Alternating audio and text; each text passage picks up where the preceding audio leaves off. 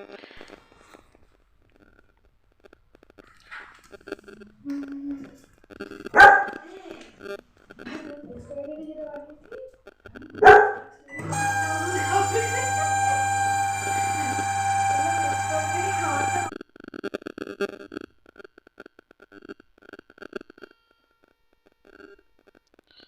Friend, electronics problem সলিউশনে সবাইকে স্বাগত। তো তোমাদেরকে আগে প্রবলেমটা দেখিয়ে দিয়েছি, আশা করছি তোমরা সবাই প্রবলেমটা বুঝতে পেরেছো। তো এরকম প্রবলেম হলে কি করবেন? এরকম প্রবলেম হলে কোনো চিন্তা ভাবনা না করে, হয়তো বুঝতে পারছেন না যে কোথা থেকে প্রবলেমটা হচ্ছে, কোনো চিন্তা ভাবনা না করে সরাসরি মাইক্রো ওভেনের যে ফ্যানটা থাকে ওই ফ্যানটা খুলবেন।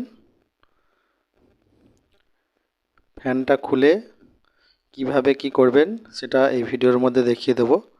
পুরো ভিডিওটা ভালো করে মন দিয়ে দেখবেন, তাহলে বুঝতে পারবেন যে কোথা থেকে তার খুললাম, কোথায় লাগাতে হবে, কিভাবে লাগাতে হবে, কোনটা কোন জায়গায় তারটা লাগবে, সে সবই দেখিয়ে দেবো এই ভিডিওর মধ্যে। তো প্রথমেই ফ্যানটা খুলে নেবে। ফ্যানটা খোলার জন্য ফ্যানটা খুলতে কয়েকটা তার খুলতে হবে, খুলে তবে ফ্যানটা বেরোবে। তো ফ্যানটা কিভাবে খুলছি, কিভাবে বার করছি ওটা ভালো করে দেখবে, এবং কী কী তার খুলছি সেটাও দেখবে, তবে সেইভাবে লাগালে আবার পুনরায় ঠিকঠাকভাবে চলবে। চলুন ফ্যানটাকে খুলে নিই। এখন ম্যাগনেটন থেকে তারটা খুলে দিয়েছি। এবার যে নিচে ক্যাপাসিটার লাগানো আছে, ওই ক্যাপাসিটার থেকে ক্যাপাসিটারের যে হাই ভোল্টেজের ডায়োডটা আছে ওই ডায়োডের স্কুপটা খুলে দিলাম।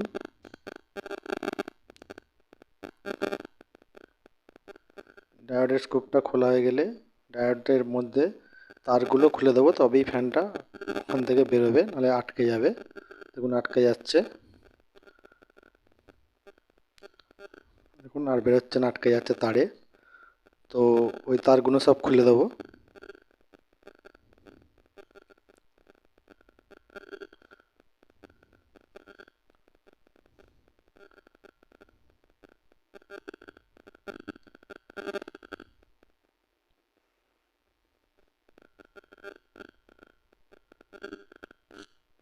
তারগুলো সব ওপেন করে দেবো। ওপেন করলে ফ্যানটা সরাসরি বাইরের দিকে বেরিয়ে আসবে।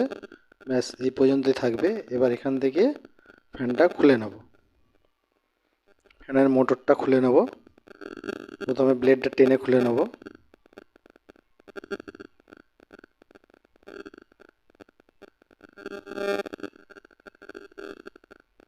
দেখুন ব্লেডটা খুলে নিলাম। এবার ফ্যানের মোটরটা খুলব।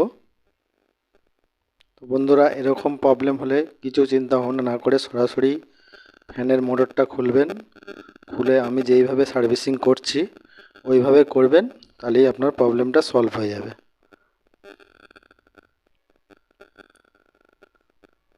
তো মোটরটা খুলে নিচ্ছি। তো ভিডিওটা স্কিপ না করে পুরোটা দেখুন, তবেই বুঝতে পারবেন যে কিভাবে করলে সম্পূর্ণটা সঠিকভাবে হবে এবং আপনার কাজটাও সাকসেসফুল হবে। দেখুন মোটরটা খুলে নিলাম। খুলে এবার এই দিকে যে দুটো স্ক্রু আছে এই দুটো স্ক্রু খুলে নেব।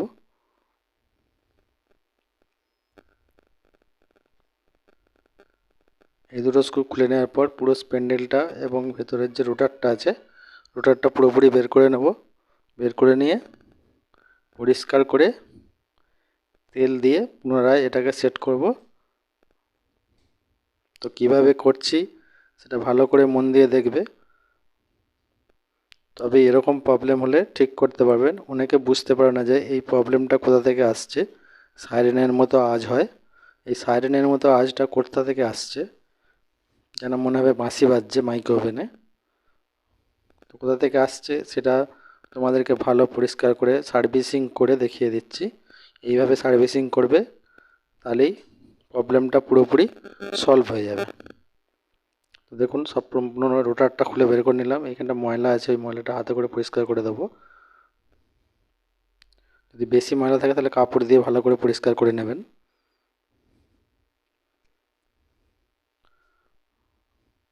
তো এবার আমরা ওই রোটারের মধ্যেতে যে স্পিন্ডেলটা আছে স্পিন্ডেলের মধ্যে তেল দেব।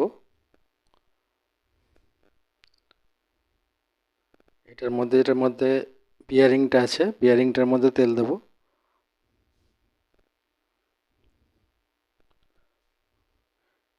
এটা বিয়ারিং নয়, এটা ঠিক বুশ টাইপের জিনিস আছে ছোট মতো। তো এটার মধ্যে তেল দিয়ে ভালো করে ঘুরিয়ে নেব। ঘুরিয়ে নিলে সম্পূর্ণ ময়লাটা ছেড়ে যাবে। ছেড়ে গেলে এটা পুরোপুরি সলভ হয়ে যাবে এবং আওয়াজটা আর আসবে না। আওয়াজটা এই জ্যামের তারে আসছিল। তো পিছন দিকে যে এটা আছে, এটা পিছন দিকটা ঢুকছে, ওখানটাও তেল দিয়ে নেব। আর স্পিন্ডেলটা লাস্টে একটু তেল দিয়ে নেব, যাতে ওই বুশের মধ্যে তেলটা ঢুকে যায়। দেখুন দিয়ে দিলাম। এটা আপনি নারকেল তেল ইউজ করতে পারেন, কিংবা আমি নারকেল তেল ইউজ করছি। আপনি যে সেলাই মেশিনে যে তেল ইউজ করা হয় সেটাও ইউজ করতে পারেন, কিংবা নতুন মোবিলও ইউজ করতে পারেন।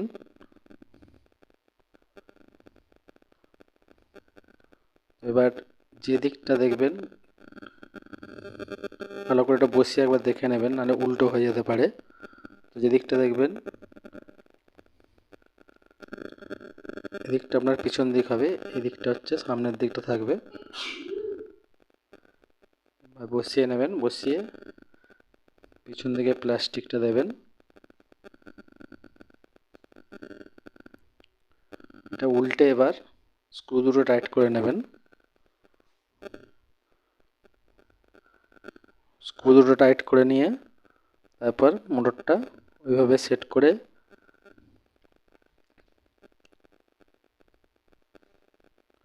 বন্ধুরা, যদি আমার ভিডিও ভালো লাগে তো প্লিজ লাইক করবেন, কমেন্ট করবেন, শেয়ার করবেন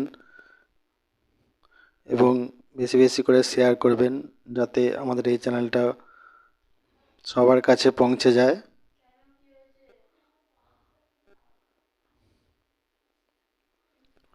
তো আমরা টাইট করে নিয়েছি, এবার ওটার মধ্যে সেট করে নেব। পুরো খাপ আছে, খাপের মধ্যে এটা ঢুকে যাবে। এবার স্ক্রুগুলো টাইট করে নেব।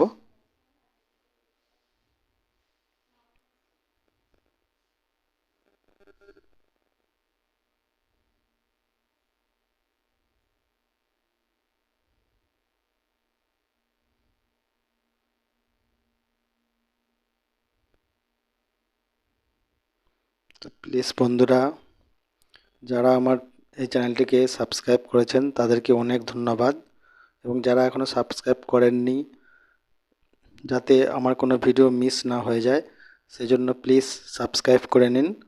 এরকম অনেক অনেক প্রবলেমের ভিডিও আপনাদের কাছে আমি পাঠাবো।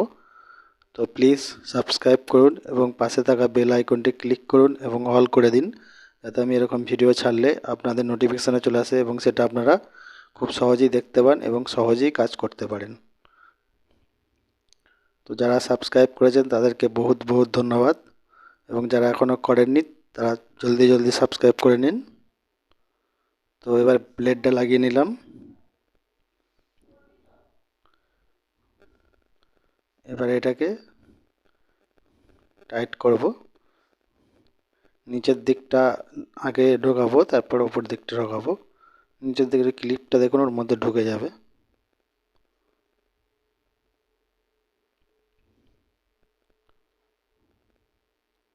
দেখুন ক্লিপটা ঢুকে যাচ্ছে, এবং ওপরের যে ক্লিপগুলো আছে ওর মধ্যে ঢুকিয়ে এটা নিচের দিকে চেপে দিলেই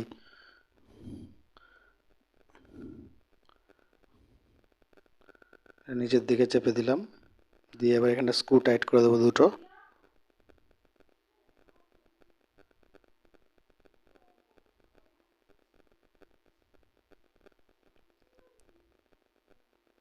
তো স্ক্রু দুটো টাইট করে নেব। টাইট করে নেওয়ার পর যে তারগুলো ওপেন করেছিলাম সেগুলো লাগাবো। কোন তারটা কোথায় যাবে সেটা ভালো করে দেখবেন, কেন তার উল্টো হয়ে গেলেই কিন্তু শর্ট সার্কিট হয়ে যাবে, ফিউজ হয়ে যাবে। কারেন্টে লাগালেই ফিউজ হয়ে যাবে। তো তারগুলো কোথা থেকে খুলেছিলাম এবং কোথায় লাগাবো সেটা ভালো করে দেখে নেবেন।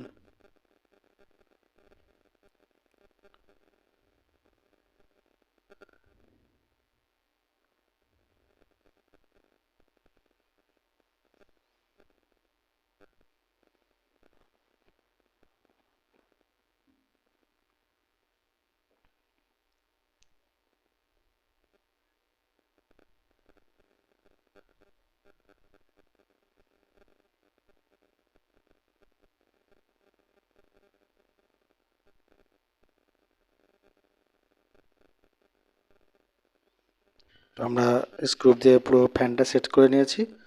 এবার তারগুলো কোথায় কি লাগাবো সেটা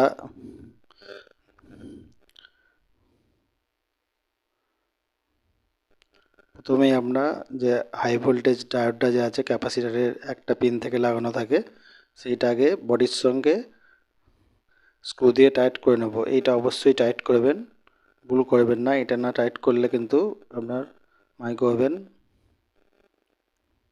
গরম হবে না এবং ফ্ল্যাশ করতে পারে। যেহেতু এখানে হাই ভোল্টেজ থাকে তাই এটা ভালোভাবে টাইট করবেন।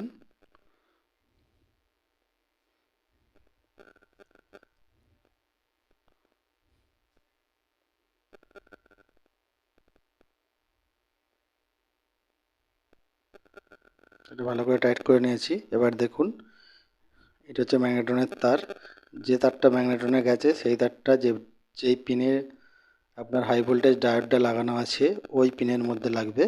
দুটো করে পিন থাকে ক্যাপাসিটারে, দুটো করে পিন থাকে। তো যেই দিকটার মধ্যে হাই ভোল্টেজ ডায়োডটা লাগানো আছে ওই দিকে ওই ম্যাগনেটনে যে তারটা গেছে ওইটা লাগবে। আর একদিকে শুধুমাত্র যে ট্রান্সফর্মার থেকে যে তারটা ফিউজ হয়ে এসেছে এই যে এই তারটা এইদিকে লাগবে, এই তারটা এইদিকে লাগবে, উল্টো দিকে লাগবে। যেটা ম্যাগনেট মানে ট্রান্সফর্মার থেকে যেটা ফিউজ হয়ে আসছে সেটা একদিকে লাগবে এবং ম্যাগনেটন থেকে যে তারটা আসছে সেটা সবসময় ডায়োডের দিকে লাগবে। তো কোথাও ক্ষেত্রে যদি ভুল হয় সবসময় এইভাবেই কানেকশানটা করবেন। সবসময় ডায়োডের ম্যাগনেটন থেকে যে তারটা আসে সেটা সবসময় হাই ভোল্টেজ ডায়োডটা যে বডির সঙ্গে কানেক্ট করা আছে ওই দিকে। তো ম্যাগনেটনের তারটা লাগিয়ে দিচ্ছি। ম্যাগনেটনের তারটা লাগিয়ে দিলাম। প্লিজ বন্ধুরা সবাই সাবস্ক্রাইব করবেন এবং পাশে থাকা বেল আইকনটি ক্লিক করবেন এবং অল করে দেবেন। অন করলাম, মাইক্রোওয়েভ লাইন এসে গেছে। এবার স্টার্ট করব। স্টার্ট করে তোমাদেরকে শোনাবো যে সাউন্ড আসছে কিনা। দেখুন পরিষ্কারভাবে চলছে, কোনো প্রবলেম নেই। আমাদের প্রবলেম পুরোপুরি সলভ। থ্যাঙ্কস সবাইকে, ভালো থাকবেন, খুশি থাকবেন।